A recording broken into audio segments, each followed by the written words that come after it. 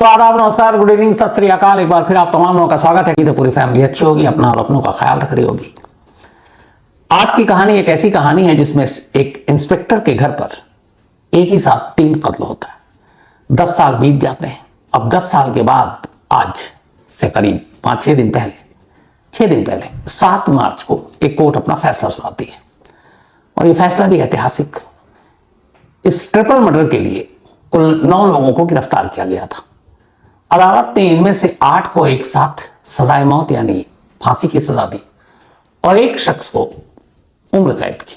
अब ये जो इकलौता उम्र कैद पाने वाला शख्स है वो एक सुनार है जिसकी सोने की दुकान है और उसका कसूर ये था कि इस कत्ल के बाद जो कुछ लूटा गया उस लूट के जेवर को इसने खरीदने का जुर्म किया था। ये कहानी है 2014 की। आज हम 2024 में बैठे हैं।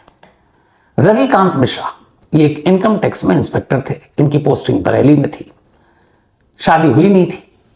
परिवार में मां, बड़े भाई और भाभी और खुद रविकांत मिश्रा, ये 4 लोग बरेली के एक घर में रहा करते थे। 22 अप्रैल की सुबह रविकांत मिश्र किसी काम से पड़ोस के एक दूसरे शहर में चले जाते हैं ऑफिशियल। अब घर में मां और भाई और भाभी, उसके बाद इन्हें अगले दिन लौटना था। अब 23 अप्रैल की सुबह हो गई।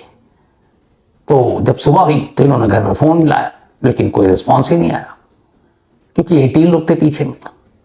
तो फिर उन्होंने किसी जानने वाले से कहा कि जाकर देख लो। जानने वाला गया, घर में देखा दरवाजा बंद। उसने आवाज दी, घंटी बजाई, किसी ने खोला नहीं। उसने वापस आकर बताया कि अंदर से कोई रिस्पॉन्स नहीं है। तो इंस्पेक्टर रविकांत घबरा गए। उसके बाद वो सीधे वापस बरेली की तरफ आते हैं और अपने घर पहुंचते हैं। तब तक करीब दिन के 11 बज गए थे। घर पहुंचने के बाद देखते हैं कि दरवाजा बंद है। वो पीछे की तरफ जाते हैं तो देखते हैं एक खिड़की की लोहे का ग्रिल जो है वो कटा हुआ है। बड़ा उनको मतलब देखते ही उनका कलेजा बैठ जाता है कि कुछ गड़बड़ है। फिर पीछे की तरफ जाते हैं तो एक दरवाजे की कुंडी टूटी हुई थी। दरवाजा खुला था। वो अंदर दाखिल होते हैं। जैसे ही दाखिल होते हैं सामने सीढ़ी पर खून से लथपथ उनकी माँ की लाश पड़ी हुई थी। उनकी माँ का नाम पुष्पा।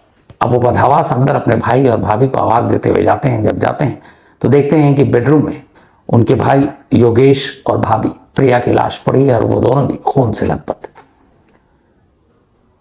बदहवास वहां से इंस्पेक्टर बाहर निकलते हैं और फौरन आस पड़ोस के लोग जो है वो आ जाते हैं। फिर वो पुलिस को खबर दी जाती है। पुलिस की टीम पहुंचती है। अब पुलिस आती है कि इनकम टैक्स इंस्पेक्टर के घर पे एक साथ 3 कत्ल। मामला बड़ा था। लखनऊ तो खबर पहुंची। फौरन जिले के आला पुलिस अफसर स्पॉट पर पहुंचे। अब तफ्तीश शुरू हुई। पहले घर का ही सारा क्राइम सीन देखा गया। तो देखा गया कि घर की अलमारियां खुली हुई हैं। जहां ड्रॉवर, जहां पैसे वैसे जेवर रखते थे वो भी खुला पड़ा हुआ है।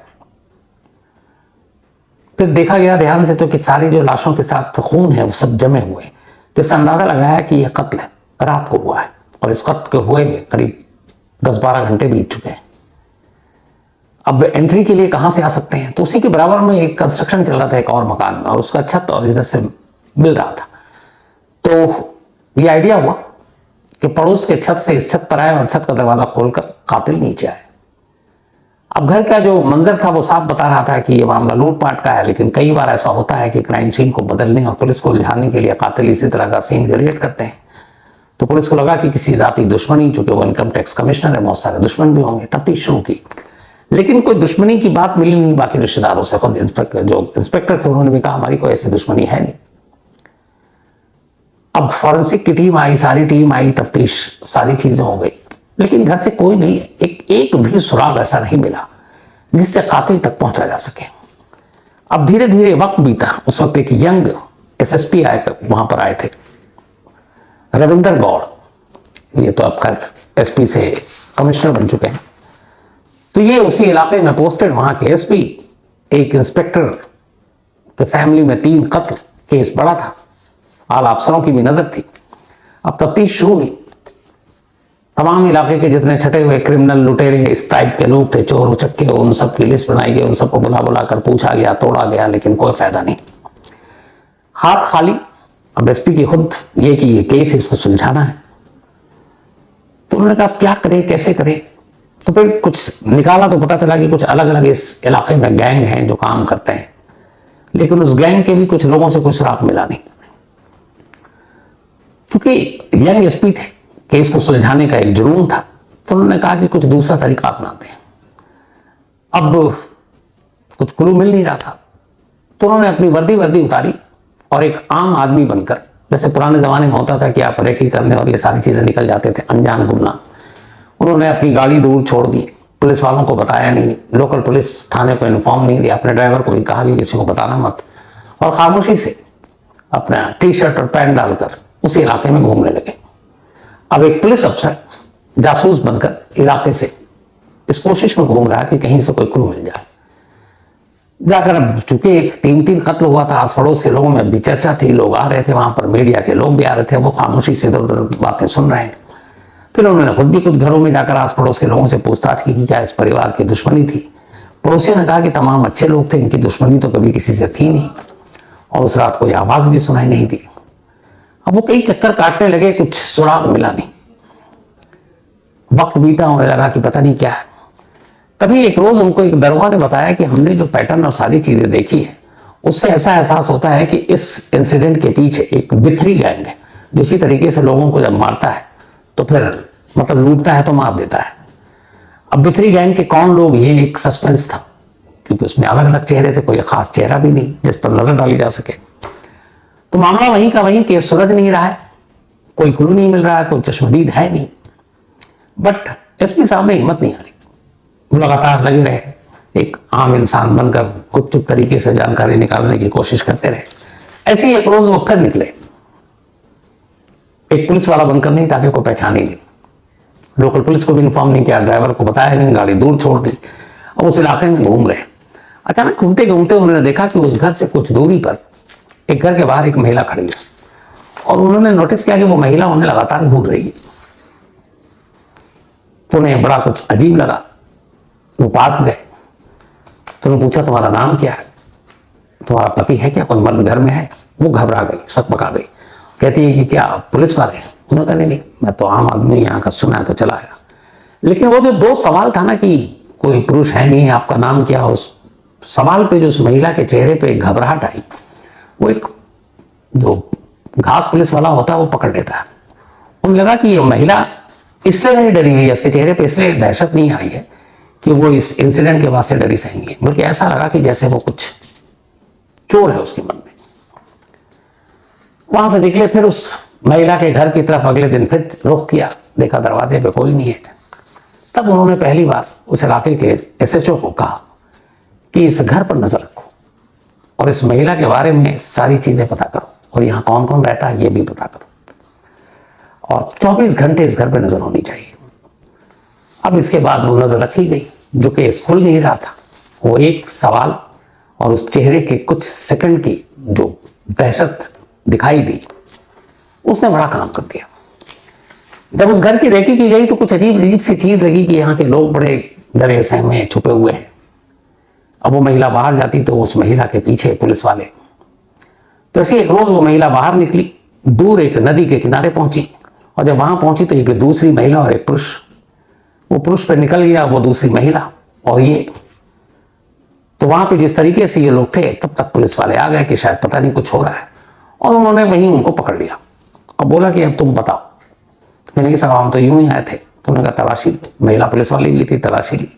जब तलाशी ली तो उस महिला के पास से एक पर्स मिला, उस पर्स के अंदर कुछ पैसे थे और एक पर्ची थी, और वो पर्ची एक डॉक्टर की पर्ची थी, और उस पर्ची पर 2 नाम लिखे थे। एक पहला नाम था पुष्पा देवी, और दूसरा नाम जो लिखा था वो लिखा हुआ था Yogesh Mishra, income tax department.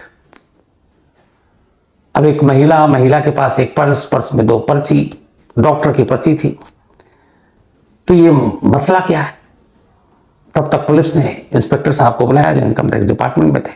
उन्होंने कहा आप ये डॉक्टर की पर्ची को जानते हैं या ये जो है? तो पर्ची तो नहीं पहचाना इंस्पेक्टर साहब ने, जिनके माँ और भाई और भाभी का कत्ल हुआ, लेकिन वो पर्स देखकर वो अचानक चौंक गए। उन्होंने कहा ये पर्स मेरे भाई का है जिसका कत्ल हुआ है।